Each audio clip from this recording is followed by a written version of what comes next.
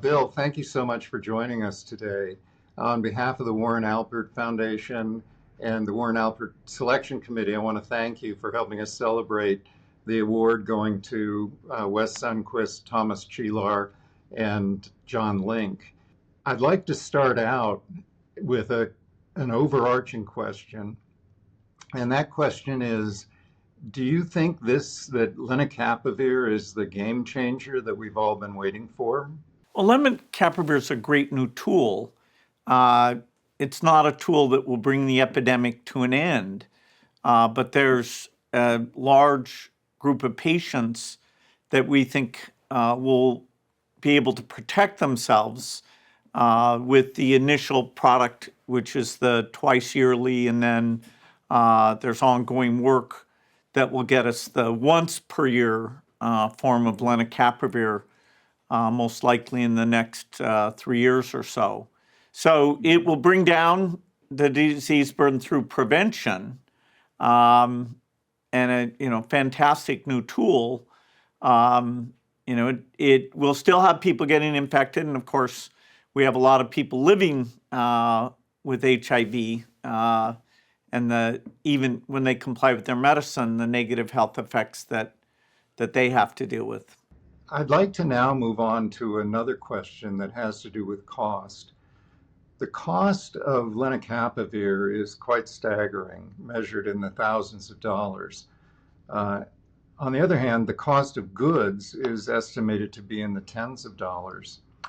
Could you share the roles that the Gates Foundation and other funders are playing in ensuring that licensing for generic production to lower costs is going to be achieved? Yeah, so Gilead has a very generous policy that they make all the intellectual property available for use in the poorest countries without any royalty whatsoever. And so, the Gates Foundation has taken this product to generic manufacturers like Hetero, and over the next 2 years, they'll have a optimized way of making it that will bring the COGS down quite a bit. In the meantime, Gilead's providing some manufacturing capacity at something like $110 per patient per year for the poor countries. That's a purely break even, or they're probably losing some money on that. But then within 2 years, the generic production from people like Hetero and 2 others that we've made volume guarantees to will kick in. So then you'll have a $40 per patient per year. And then as they're working on their yearly dosing in parallel, we'll be working on the generic of that. And so if that goes well, we could probably get down to $25 per patient per year cost of goods for the drug. $25 a year is really pretty remarkable, and hopefully we'll be able to achieve that.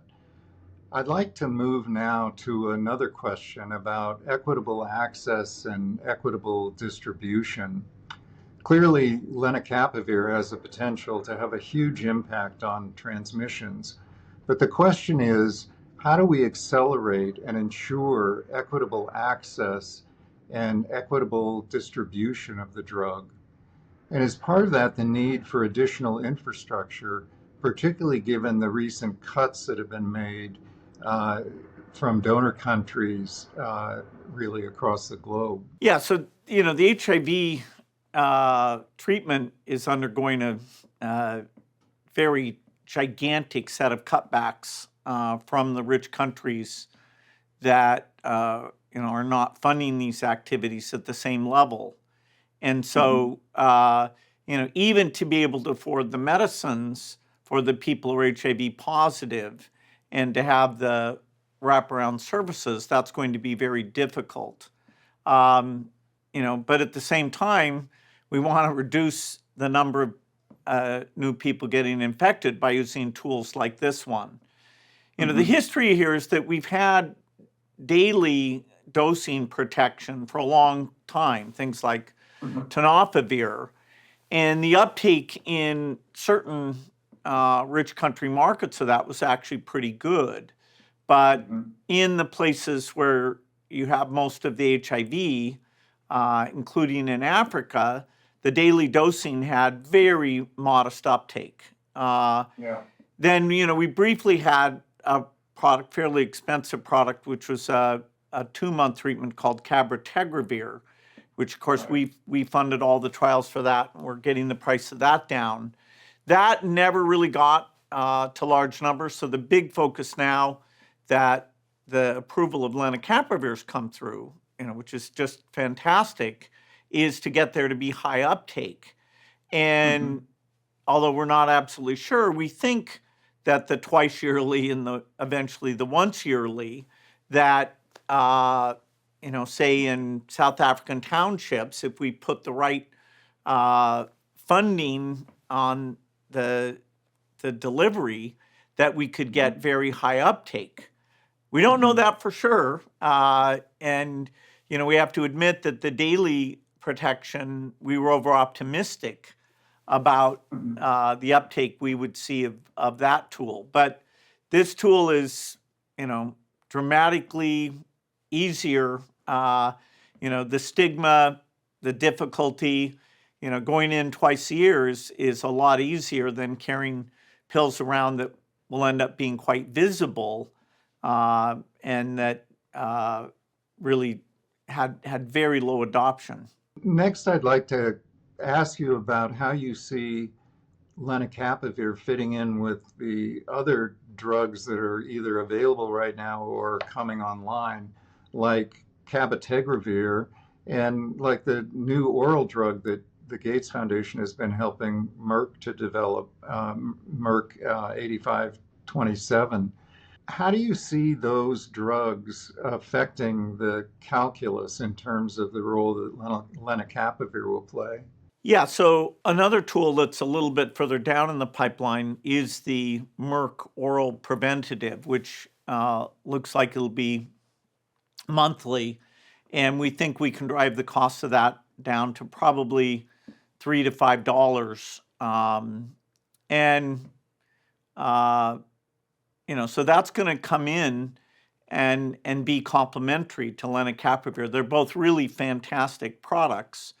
We're going to promote both of them very, very heavily. We're a funder of those Merck trials right now. Yeah. And they're also very good about working with us on the cost reduction pieces. So, I'd say Gilead and Merck are to be thanked, the great people there for how they engage in helping with HIV in all of the poor countries. So if we get that uptake, you get less people getting infected, which is a gigantic thing. Eventually, some of these drugs in combination will actually lead to long-acting treatment options, not just long-acting prevention options.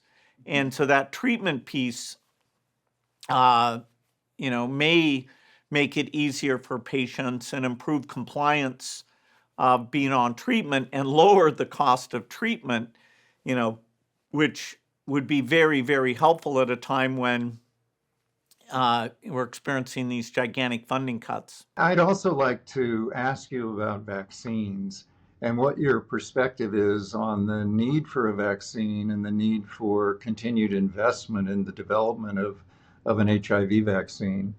In 1984, it was estimated that we'd have an effective vaccine in 2 years, but now, decades later, obviously, we're still searching for an effective vaccine. What is your perspective on the need for a vaccine, given these long-acting agents that can prevent transmission? Yeah, I'd say the most promising vaccine construct is the one that you and your group, looked at how to activate T cells, and working with partners like BioNTech. We hope we get that reduced to practice. That's not the only approach of taking your insight. There's another one going on in parallel with that. We have to be modest about our chance of success given the record here, but you can think of a vaccine as a preventative that lasts for a decade or lifetime. So that parameter, come and get it, maybe 1 shot, 2 shots, 3 shots, and then you're done for life. That's slightly better, and so the compliance and cost works out very, very well. And so certainly, your top people, the Gates Foundation, we're still feel the need for a vaccine and are, continuing to fund that very substantially. Right at the moment, the U.S. government's funding for that kind of work has also gone down a great deal. But, maybe we'll convince them to get that money back at some point. Well, I think the answer is we just have to soldier on. I'd like to ask you now about another issue, and that is communicating science to the public. It seems that right now there just are incredible opportunities in terms of using science to improve global health. But it seems that science has lost some of its luster. What is it that we're doing wrong? Well, this is a super exciting time in health discovery work, whether it's rich world diseases like cancer or Alzheimer's or obesity, or the diseases that affect the poor countries like malaria, a lot of HIV and tuberculosis. The basic insights we're having, the new drug modalities, the acceleration we're going to get from AI, people should be quite excited. And our belief that science can improve life, solve these very tough problems, and our admiration for the hard work that goes into these things should be at an all-time high. That's a bit clouded by misinformation, where understanding, okay, what have we really followed safety protocols, and are things very safe? We had a spike of skepticism, misinformation coming out of the pandemic. Whether or not that, represented a high and we'll go back to where we were pre-pandemic, or some element of the way political polarization and social networking work are going to mean we're always going to be at an elevated level of these misunderstandings, we don't know. Saying that something is safe and effective somehow is less exciting than saying that it's, there's a plot behind it, and that it's very, very dangerous. And so that's very tricky. It is the idea that we need to really study what's safe, and that some things have modest side effects that you really need to be open about. That's very, very clear. But when we have even, say, basic vaccination approaches being questioned, that certainly leads to people not getting vaccination. And although in the US, the deaths that result from that are pretty modest, because measles doesn't show up all that often and kids are pretty healthy, in developing countries, when you get rumors that reduce measles vaccination, you get many thousands of deaths. So weirdly, rich world vaccine skepticism actually has a much greater impact when it gets out to the countries that the Gates Foundation focuses on. And so we're finding local champions who are trusted, religious leaders. We have to up our game in terms of getting the truth to travel almost as fast as the crazy rumor. A related question has to do with funding for science. I know the Gates Foundation is going to spend down over the next 2 decades, and the landscape for federal funding is really uncertain at best. The question is, how do we balance investment in basic science and translational science, which I think Lenacapavir is such a good example of, something that came from the bench, was seen as a potential druggable target, and taken all the way to having what we anticipate will be a really big global impact. What are your thoughts? Well, I'm a huge believer that the NIH budget has had a wonderful impact and that it should be maintained or increased. And I'm a little unclear, other than overall budgetary pressure, why at this juncture that's such a dramatic cut is at least being discussed for that work.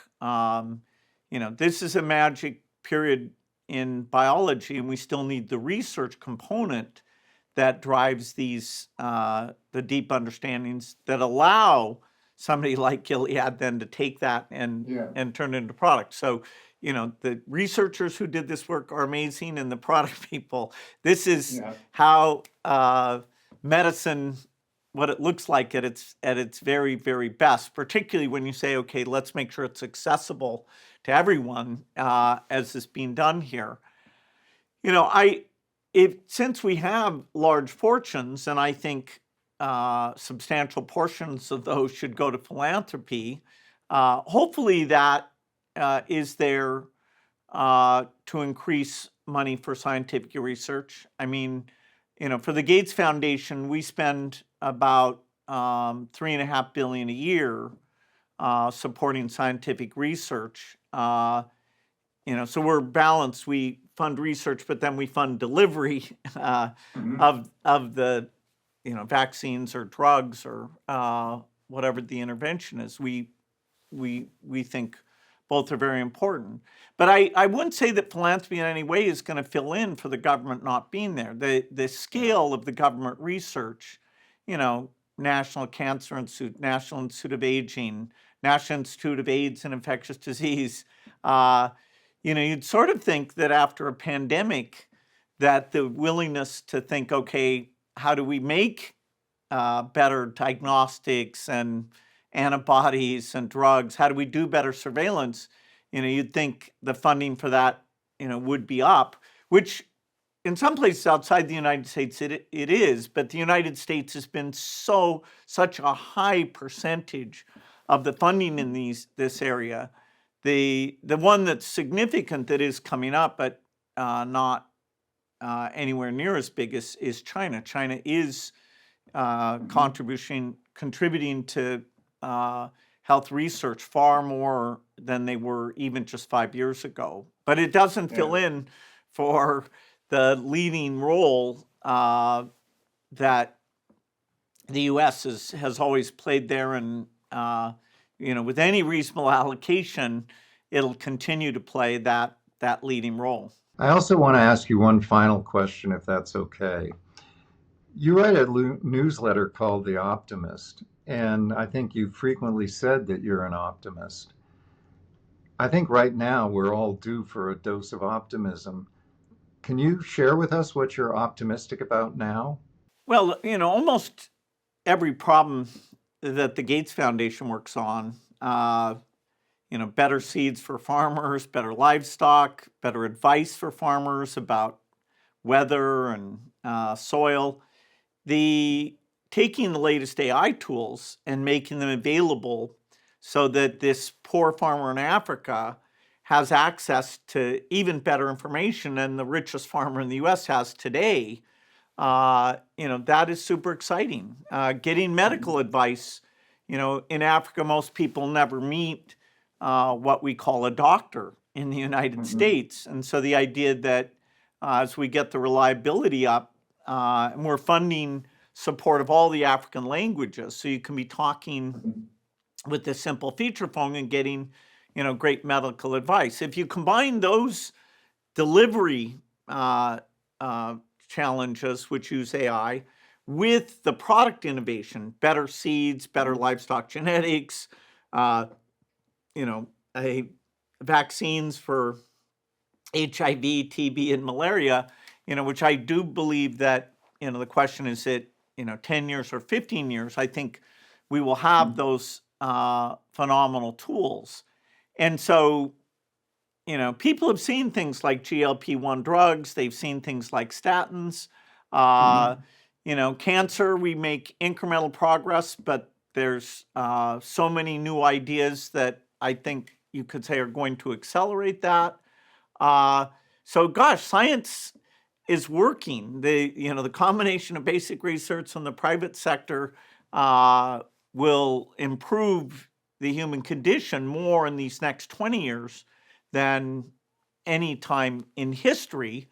And if we put an equity lens on that and, encourage the smart kids that, you don't have to all go to Wall Street or, working on horizontal AI, you can, some of you can, join in on this health work. I'm very optimistic, and I'm surprised the awareness of that good news. Either people just don't know about it; it's overshadowed about the divisiveness that they run into, or the misinformation. I completely agree. I wonder also if it's not that we as scientists are just not very good at communicating to the lay public. There's some work I think that needs to be done there, but I think there's also incredible opportunity. Thanks again, Bill, for joining us today and sharing your perspectives, helping us celebrate the Warren Alpert Prize. We really appreciate it. No, it's always fun to talk to you, and the incredible innovation of great scientists like yourself make my work at the Gates Foundation really fulfilling, and allows us to share some very ambitious goals for the work.